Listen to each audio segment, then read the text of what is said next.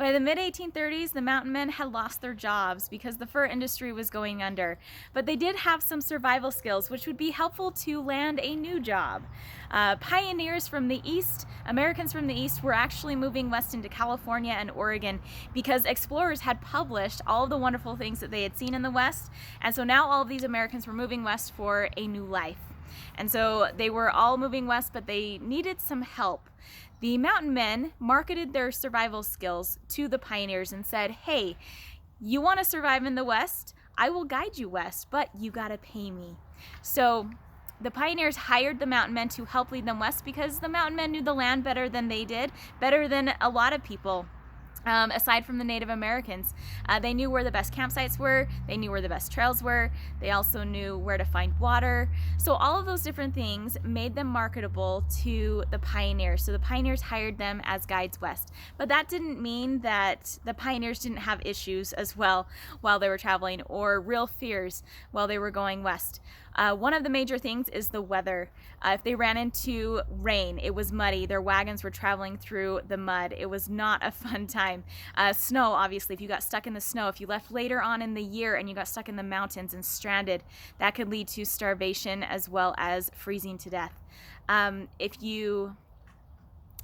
thing that they dealt with was the sun. If it was a bright, shiny day, it was really nice outside. But if you didn't have water, dehydration was a real problem as well. And a lot of people died from dehydration because they couldn't find water, or good water, in time. So it depended on the weather. The weather was a huge factor on survival or not, and if you didn't have the right survival skills. And not all of them hired mountain men. Some of them did. Some of them just used the pamphlets that people had published, had read the guides that people had published, but they didn't always have specifically somebody there with them.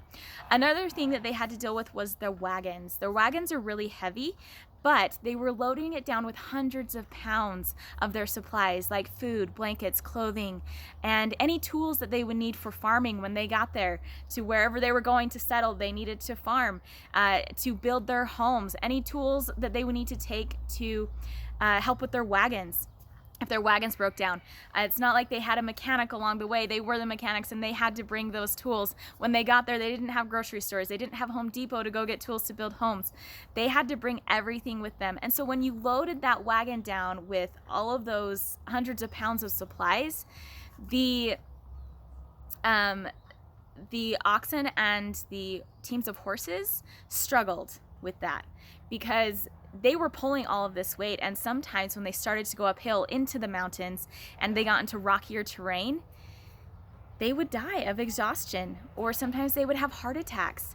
And so then when your oxen are dead and your horses are dead, what do you do with your wagon? What do you do with all of your supplies?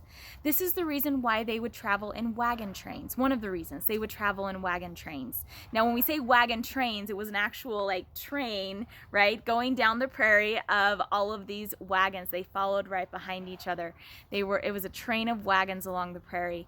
And you always wanted to make sure you traveled with people. That's why people traveled together, because there's safety in numbers, not only from attacks from the Native Americans, but also if you lost your oxen and if you lost your horses because of exhaustion and they died, then you would ask somebody in your wagon train to help you and maybe take you on, basically, and give you some help with your supplies. And maybe your supplies would be in this wagon and then this wagon and this wagon. But those people could also say no. They could have said no. Just because you're in the same wagon train doesn't mean they're going to help you, because that's a big risk for them to take as well, because they don't want to risk losing their oxen and losing their horses. So that was another problem, was that sometimes their animals would die on them, and they had to leave whatever they could on the trail, and then ask people to take some other things, essential things, with them, and hopefully they would say yes.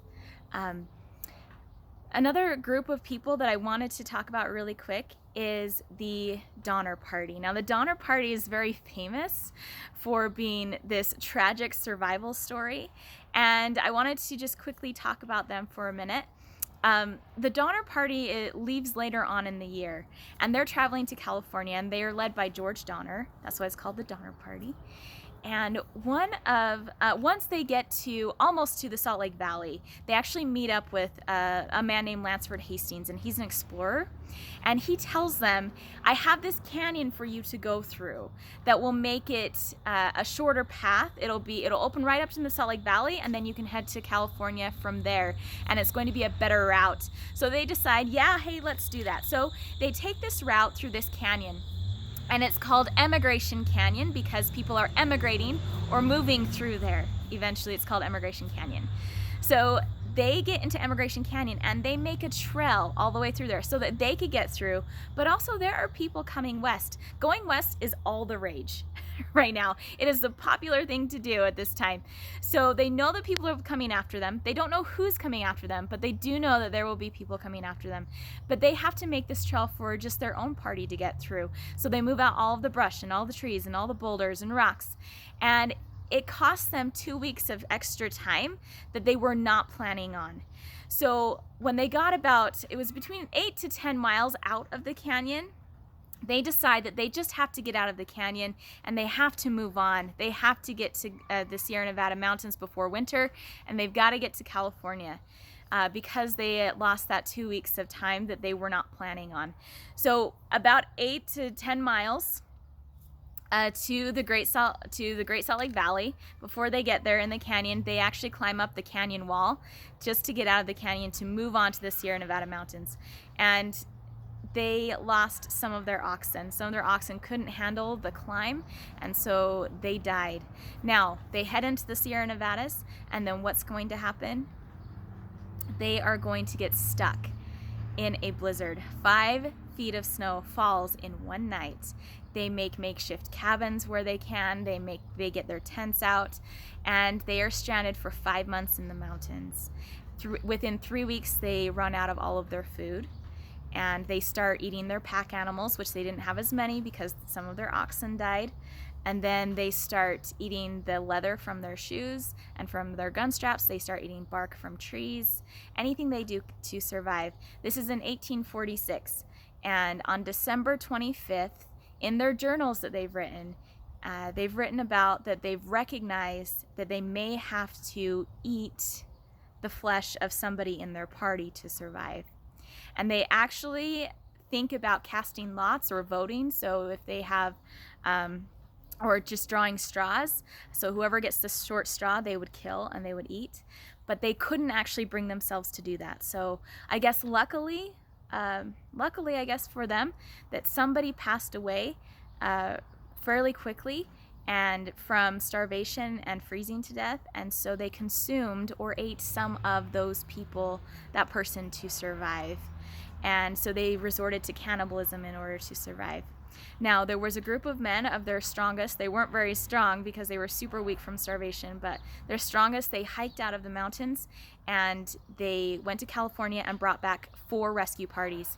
But this group of men, before they got to California, they did kill 2 people, and they consumed some of those people to survive. Now, that group of people is the only group who actually killed someone to survive.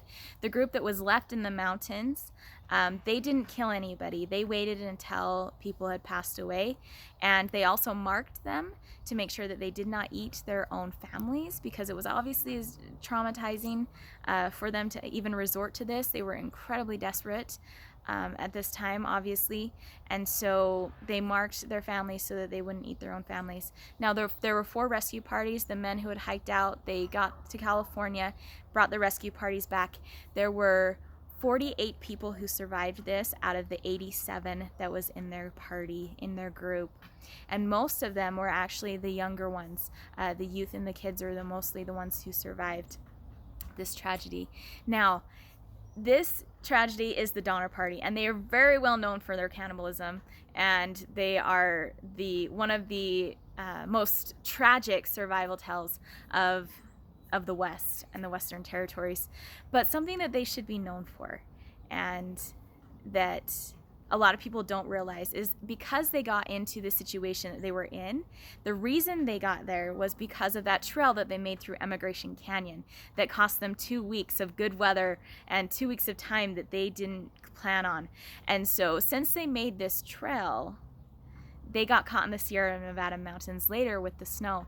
But that trail in 1847, so that trail they made in 1846. In 1847, the Mormon pioneers used that same trail, and where the Donner Party stopped and climbed up the mountain and climbed up the cliffside, the mountain, to get out of the canyon, the Mormons finished that trail into the Salt Lake Valley, and they came in and settled Utah. And that was the advance party that came through first in the Mormon pioneer group. But then after that, thousands more pioneers came through, not just the Mormon pioneers, but other pioneer groups came through and used that same trail that the Donner Party created. And so that's something that they should be known for, is creating that trail through Emigration Canyon. The Mormon people and other pioneers would not have made it as easily into the West, even though they had hardships. It would have been a lot harder had the Donner Party not made that trail already. So that is something that they should be known for, because they sacrificed their lives and they were put through a horrible experience later on because they had made this trail, but it actually helped other people get to their settlements a lot easier.